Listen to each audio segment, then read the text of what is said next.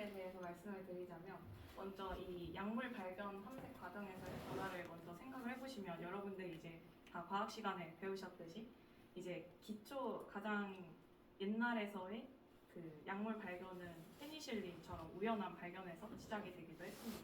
근데 최근 같은 경우에는 이 화합물 데이터베이스와 그리고 고속 스크리닝 기술을 활용을 해서 약물을 발견을 하게 됩니다.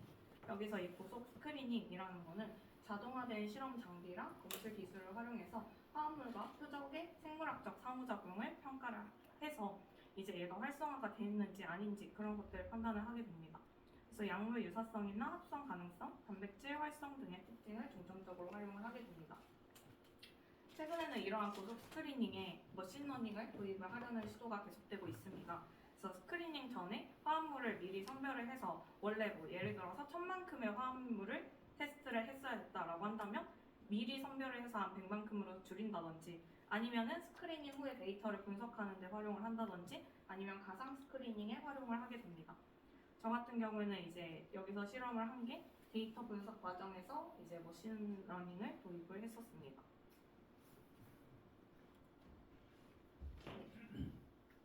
그래서 이제 연구 목표를 한번 보시면 일단 저의 연구 목표는 아까 말씀드렸던 것처럼 이 약물 발견에서 클래식한 머신러닝과 그리고 퀀텀 하이브리드 머신러닝 얘네 둘이 이제 화합물 활성도 측정에 어떤 차이를 보이는지 그거를 비교를 해보았습니다. 그래서 다양한 머신러닝 모델과 양자 하이브리드 모델을 이용을 해서 캠블이라는 화합물 데이터를 기반으로 IC50이라는 값을 기준으로 EGFR 키나제에 대한 활성화 여부를 기준을 분류를 했습니다. 여기서 이제 IC50이라는 거는 특정 억제 물질, 예를 들어서 약물 같은 거, 그 약물이 생물학적 과정이나 성분을 50% 억제하는 데 필요한 양을 나타내게 됩니다. 그래서 이 IC50이라는 값을 기준으로 활성화가 됐는지 아닌지를 판단을 하게 됩니다. 그래서 이 과정에 대한 구조도는 다음과 같습니다. 가장 먼저 이제 데이터베이스에서 데이터를 불러오고 그 데이터를 처리를 하고 그 다음에 클래스 또는 이제 퀀텀 하이브리드 머신러닝을 시키고 그 다음에 이제 정확도를 기준으로 모델이 얼마나 이제 정확한지 평가를 하였습니다. 그래서 가장 먼저 데이터를 불러오는 과정을 보시면 아까 말씀드렸던 캠블이라는 데이터베이스에서 이제 다양한 화합물에 대한 이제 구조식과 그리고 IC50 값을 받아왔습니다. 그래서 캠블이라는 데이터베이스는 아까 말씀드렸던 화합물과 생물학적 활동을 포함하는 데이터베이스로 이 화합물에 대한 데이터가 굉장히 많습니다.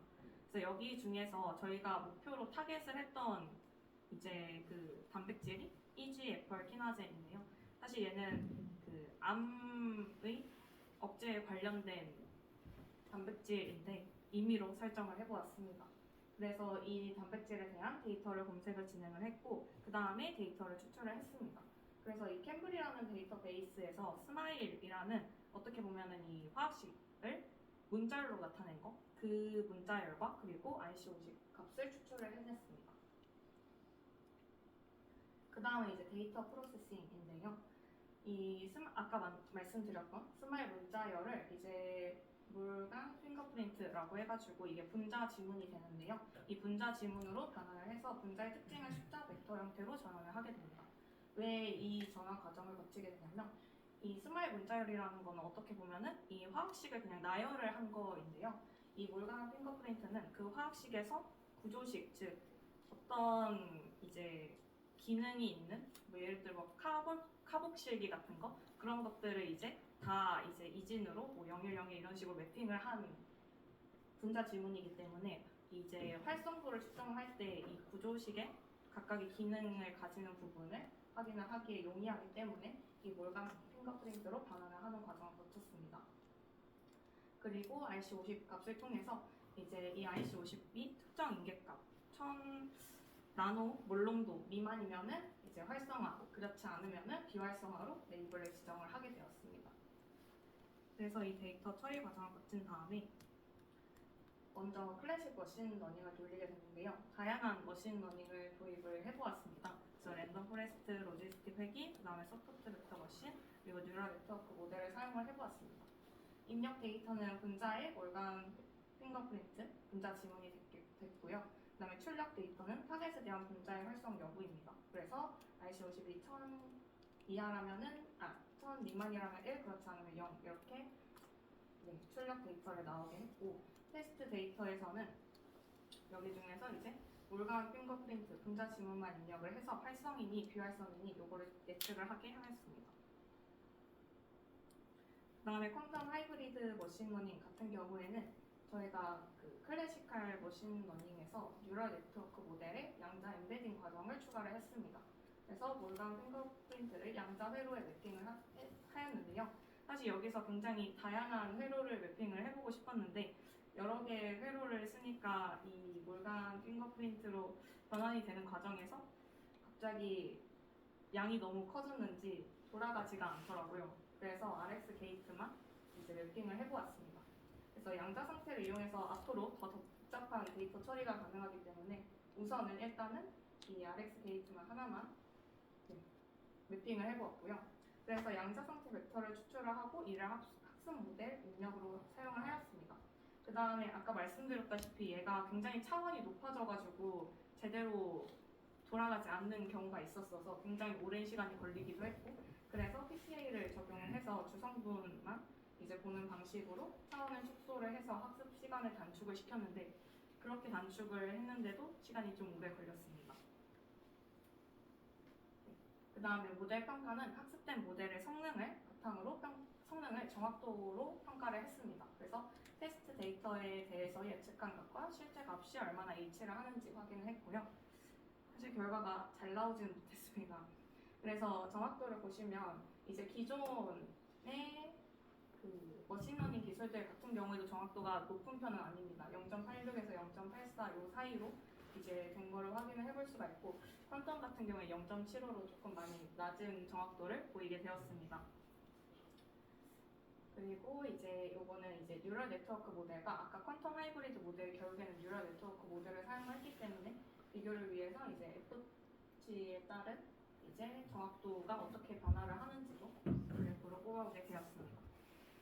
그래서 정확도 자체로도 일단은 많이 차이가 나고, 이 퀀텀 하이브리드 모델 같은 경우에는 검증 데이터에서 많이 그래프가 이제 진동을 하는 모습을 볼 수가 있었습니다. 그래서 결론을 보시면 우선은 성능 비교를 보시면 랜덤 포레스트가 가장 그나마 좋은 정확도를 보였고, 그 다음으로 뉴럴 네트워크, 그리고 로지스틱 회귀, 그리고 SVM이 이제 그 다음을 이었습니다. 그리고 퀀텀 하이브리드 같은 경우에는 가장 낮은 정확도를 가지게 되었는데 큐빗의 수를 늘려서 정확도 향상이 필요할 것으로 예측이 됩니다.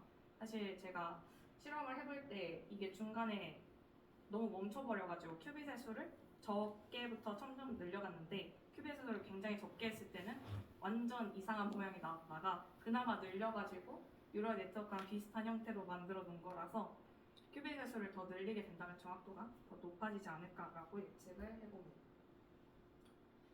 그리고 인사이트 애플리케이션을 보시면 일단 클래시컬 머신러닝 같은 경우에는 높은 정확도를 보였고요.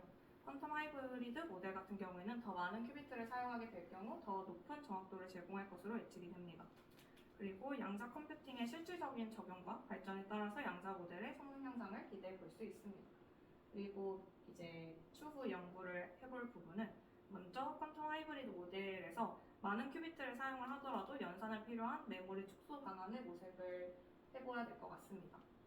그리고 퀀텀 머신러닝을 적용을 해서 활성화 예측을 수행을 해보는 것도 추해보는 것으로 생각을 했습니다. 이상으로 발표를 마치도록 하겠습니다. 양자 컴퓨팅 관심 많죠? 질문? 그 데이터 프로세싱 과정 부분만